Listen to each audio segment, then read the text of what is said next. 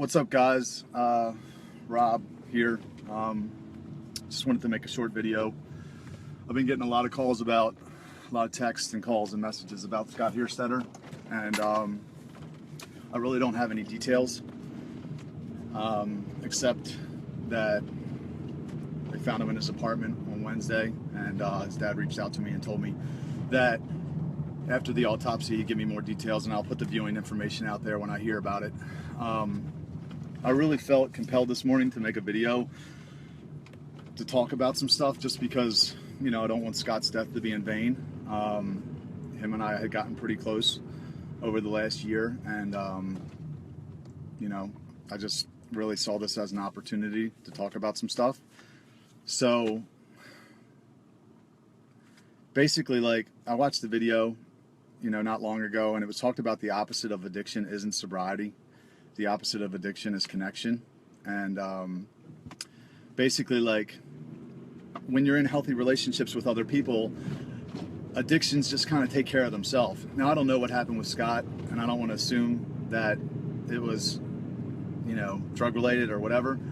Could have been natural causes for all I know, but I know that I've lost way too many friends this year from the disease of addiction. And, you know, like, there's people out there that are just struggling, and you really don't even know that they're dealing with certain issues. And it's like, I just felt like, you know, what can I do? I need to do something. And if I don't say anything, or if I don't do anything, then more people died. And, you know, that can't be the right answer either. So, I don't know, I'm rambling a little bit, but what I've seen, you know, in City Famine, just to use that as an example, I've seen people come in with different issues, whether it's drugs or alcohol, or, you know, maybe they're in a toxic relationship, or they're depressed, and when they get into healthy community with other people, they just kind of snap out of it. It just takes care of itself. You know, people think, like, when you're addicted to something, you're like, I need to stop this thing, I need to stop drinking, I need to stop, you know, using drugs. And honestly, no, you just need healthy relationships. You need healthy friendships, and the problem will just kind of take care of itself. So, you know, the problem is bigger than me. The problem is bigger than anything that I can do, that any one of us can do. Bigger than City Fam. It's, you know, it's going to take all of us to try to fix this. And I was in a small group last Thursday over a friend of mine's house, and during the small group that we're, you know, reading a book, and they suggested that you quit something that's not producing things in your life, not producing anything, you know, any fruit in your life, and so that you can make room for other things, other good things. And you know, a friend of mine suggested, he's like, you know, why don't we quit Facebook so that we can make room for other things? And I'm not saying quit Facebook. I actually can't, because of the business, the marketing business that I'm in.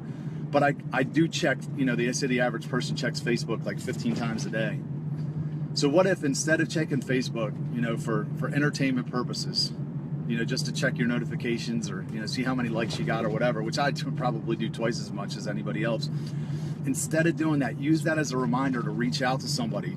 You know, just shoot somebody a text, call them, you know, let them know that you're thinking about them, you know, because sometimes it just takes a nudge to get somebody back on the right track. You know, I've seen it happen a million times, where if you just let somebody know, hey man, I'm thinking about you, let's grab a coffee, let's link up. Now here's the thing, it's going to cost you something. You're going to have to sacrifice a night of TV to go meet with that person. Or maybe, you know, if they're in the hospital, go visit them. If they're in jail, go visit them.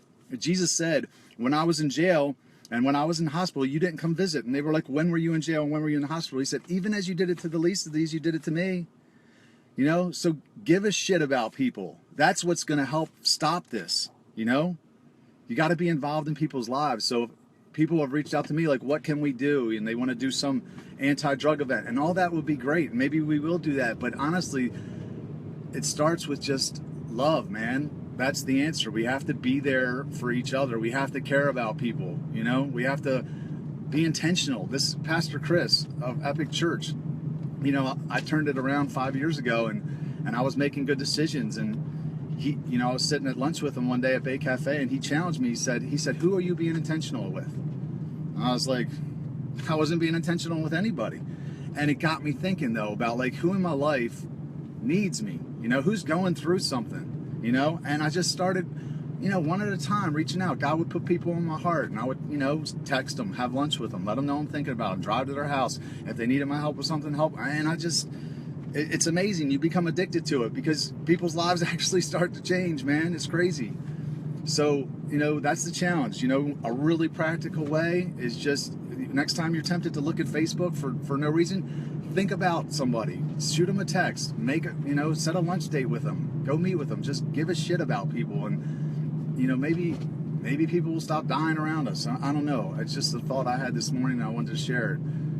So I don't know if it makes any sense, but I love you guys. Talk to you later.